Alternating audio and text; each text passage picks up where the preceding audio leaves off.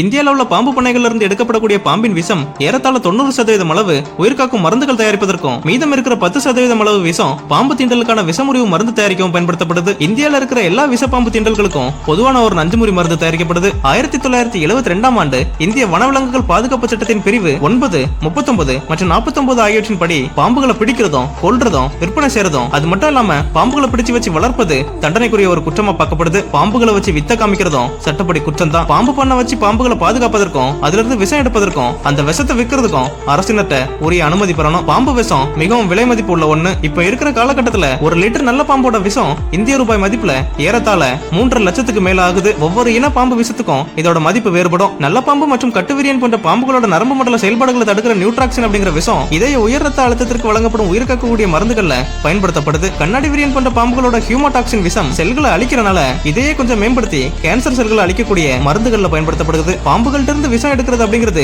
ஒரு ஆபத்தான செயலா பார்க்கப்படுது. சென்னை மகாபலிபுரம் சாலையில காணத்தூர் அடுத்து பிரதான சாலையில முதலை பண்ண அமைஞ்சிருக்கு. இந்த வளாகத்துக்குள்ள இருளர்கள் பாம்பு பிடிப்போர் தொழிற்கூட்டுறவு சங்கமம் இருக்கு. இதோட உறுப்பினர்கள் பிடிச்சு கொண்டு வரக்கூடிய பாம்புகள் இங்கு பெறப்பட்டு அந்த ரகத்தை பொறுத்து அவர்களுக்கு தொகையும் வழங்கப்படுது. ஒரு பாம்புட்ட இருந்து முதல்ல ஒரு தடவையும் அடுத்த 15 நாள்ல மறுமுறையும் விஷங்கள் எடுக்கப்படுது. அதுக்கடுத்து அந்த பாம்பு கொண்டு வந்தவர்கிட்டயே திரும்ப தரப்படுது. அவரு அதை பிடிச்ச இடத்துலயே மீண்டும் விட்டுறணும். டெய்லியும் குறிப்பிட்ட ஒரே ரக பாம்புகள்ட்ட இருந்து மட்டுமே விஷம் எடுத்து பாம்பின் ரகம் வாரியா தனித்தனியா சேமிக்கப்படுது. அதுக்கு பிறகு இது சம்பந்தப்பட்ட நிறுவனங்களுக்கு விற்பனை செய்யப்படுது. 1 லிட்டர் அளவுள்ள பாம்போட விஷம் எடுக்க ஏறத்தாழ 6000 பாம்புகள் தேவைப்படுது. நல்லா வளர்ந்த ஒரு பாம்புட்ட இருந்து அதிகபட்சமா 10 மில்லி லிட்டர் விஷம் மட்டும் தான் ஒரு நேரத்தில் எடுக்க முடியும். கோயம்புத்தூர்ல வீடுகள்ல புகுந்த விஷ பாம்புகளை பிடிக்கிறதுல மிகவும் திறமை வாய்ந்த நபர் தான் நிர்மல். இவர் கடந்த 2013ல ஒரு கண்ணாடி விரியன் பாம்பை பிடிக்கும் போது அந்த பாம்புனால கடிபட்டு மருத்துவமனையில உடனடியா சேர்க்கப்பட்டும் கூட அங்க உயிரிழந்துட்டாரு. பாம்பு பிடிப்பது அப்படிங்கிறது ஒரு ஆபத்தான வேலை தான். பாம்புகள்ட்ட இருந்து விஷம் எடுக்கிறது அப்படிங்கிறது அதை விட ஆபத்தான வேலை.